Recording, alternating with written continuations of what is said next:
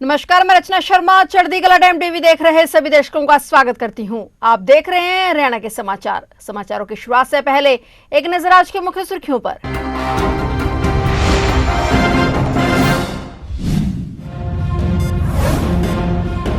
शाहबाद अंबाला के बीच बनाया जाए बड़ा साइलो। अनाज भंडारण के लिए बनाई योजना। अनाज भंडारण और जलापूर्ति के प्रबंधों को लेकर सीएम सैनी ने की समीक्षा बैठक।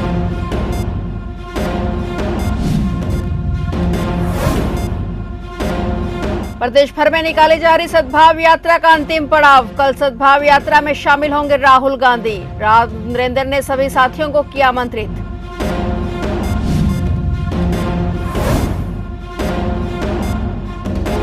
नूह में पुलिस और गौ तस्करों के बीच मुठभेड़। आरोपियों के पैर में लगी गोली। मौके से 2 गोवंश और एक पिकअप गाड़ी बरामद।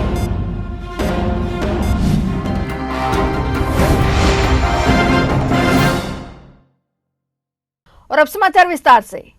हरियाणा के मुख्यमंत्री नायब सिंह सैनी ने कहा कि अनाज को खराब होने से बचाने के लिए जरूरी है कि प्रदेश में पर्याप्त संख्या में वेयर हाउस और साइलो उपलब्ध हों। इसके लिए संबंधित विभाग विस्तृत कार्य योजना बनाकर जल्द से जल्द अनाज भंडारण की समस्या का स्थायी समाधान निकाले। उन्होंने निर्देश दिए कि अनाज भंडारण के लिए शाहबाद व अंबाला के बीच साइलो यानी विशाल वेयर हाउस बनाने की योजना तैयार की जाए। मुख्यमंत्री नायब सिंह सैनी हरियाणा सिविल सचिवालय में विभिन्न विभागों के अधिकारियों के साथ प्रदेश में अनाज भंडारण और पलवल व नूह क्षेत्रों में जलापूर्ति के प्रबंधों की समीक्षा बैठक की अध्यक्षता कर रहे थे। मुख्यमंत्री ने कहा कि हमारे किसानों द्वारा अनाज उत्पादन के लिए दिन रात मेहनत की जाती है। इस अनाज के सुरक्षित भंडारण के लिए पर्याप्त संख्या में वेयर हाउस भी होने आवश्यक है। उन्होंने अधिकारियों को निर्देश दिए कि शाहबाद और अंबाला के बीच किसी ऐसे स्थान पर साइलो यानी विशाल वेयर हाउस के निर्माण की योजना बनाई जाए जो रेलवे लाइन और सड़क मार्ग के बीच हो। ऐसा करने से कम खर्च में पूरे देश के साथ साइलो की कनेक्टिविटी संभव हो सकेगी।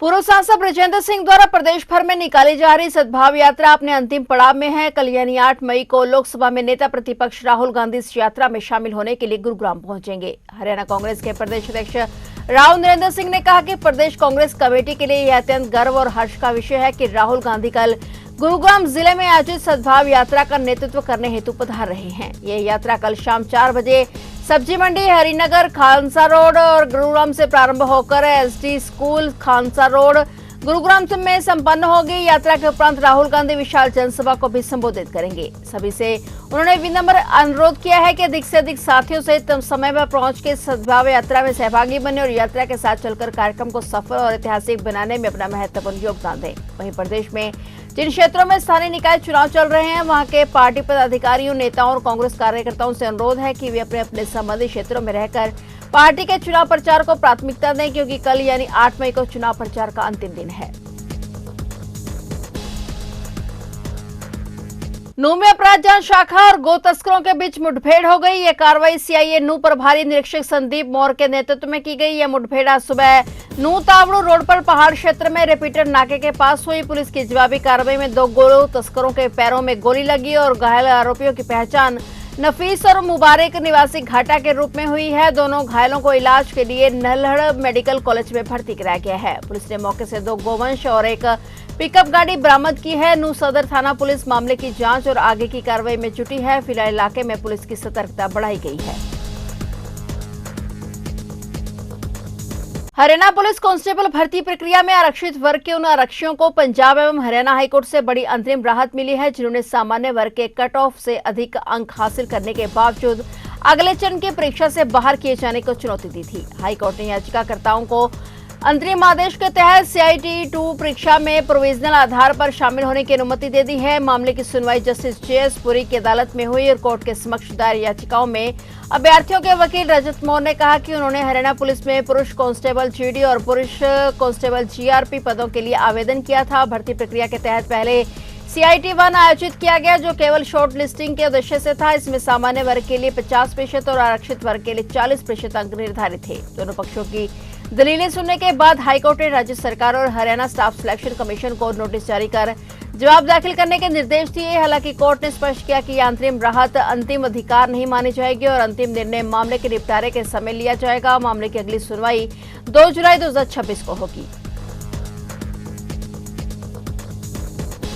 बहादुरगढ़ शहर के गांव दहकोरा स्थित एक निजी कंपनी में करोड़ों रुपए के गबन का मामला सामने आया है। पुलिस ने कंपनी निदेशक की शिकायत पर ट्रांसपोर्ट इंचार्ज समेत एक अन्य आरोपियों के खिलाफ मामला दर्ज कर मामले की जांच शुरू कर दी है। पुलिस की दी शिकायत में गांव दहकोरा निवासी अनुराग चौधरी ने बताया कि वह MSS Kumar precision stamping private limited के निदेशक हैं। उनकी कंपनी में हिमांशु बधवा को वर्ष 2018 में ट्रांसपोर्ट इंचार्ज नियुक्त किया गया था और कंपनी के नाम से चलने वाले वाहनों के खर्च और लेन देन की जिम्मेदारी उसी के पास थी। आरोप है कि हिमांशु बधवा ने अपने साथियों के साथ मिलकर कंपनी के अकाउंट रिकॉर्ड और एंट्री रजिस्ट्री में फर्जी इंदराज किए और शिकायत के अनुसार 3 अप्रैल 2023 को 1700 रुपए के पास वाउचर को रिकॉर्ड में 1,70,000 रुपए दर्शाया गया और अतिरिक्त राशि निकाल ली गई। आरोप है कि वर्ष 2023-24 से 2025-26 में कंपनी द्वारा करवाए गए मिलान में करीब 9 करोड़ 57 लाख रुपए की धोखाधड़ी सामने आई है। शिकायतकर्ता ने आरोप लगाया कि गबन की राशि से आरोपियों ने संपत्ति खरीदी और कई लोगों के खातों में रकम ट्रांसफर की गई। साथ ही आरोपी ने जान से मारने की धमकी भी दी। जांच अधिकारी ओम सिंह का कहना है कि शिकायत के आधार पर केस दर्ज कर मामले की जांच की जा रही है।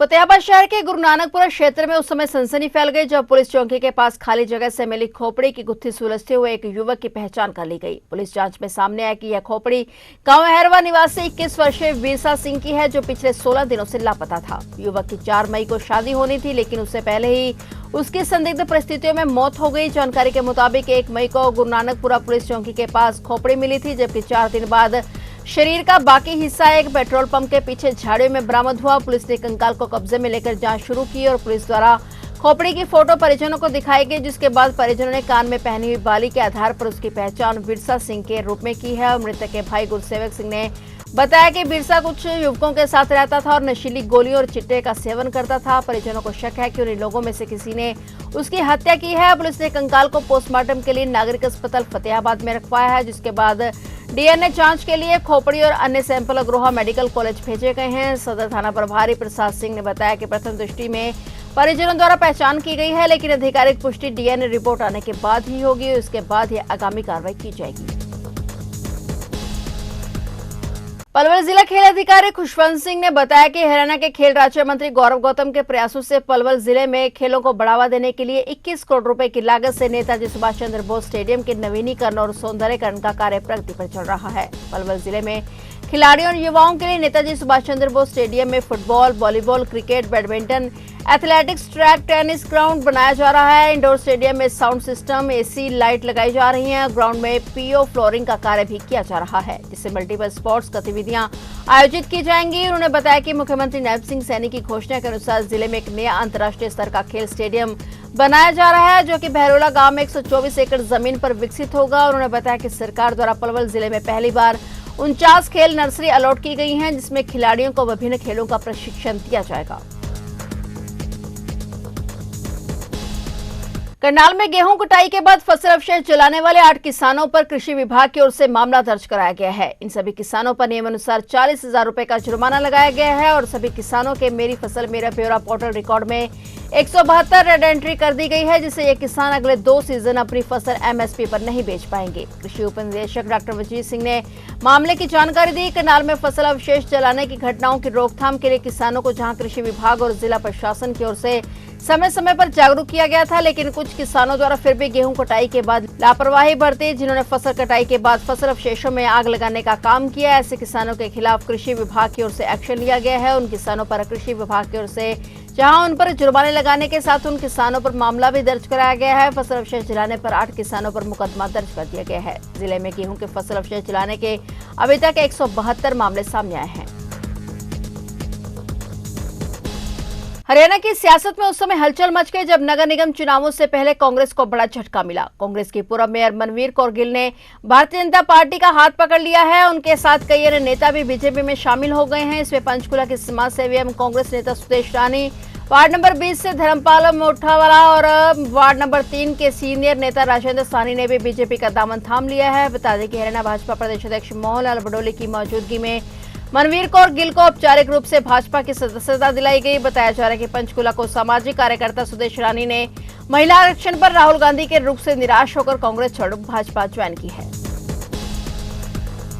फिलहाल हरियाणा के समाचारों में इतना ही और नए समाचारों के साथ फिर से हाजिर होंगे। तब तक के लिए देखते रहिए चढ़ती कला टाइम टीवी।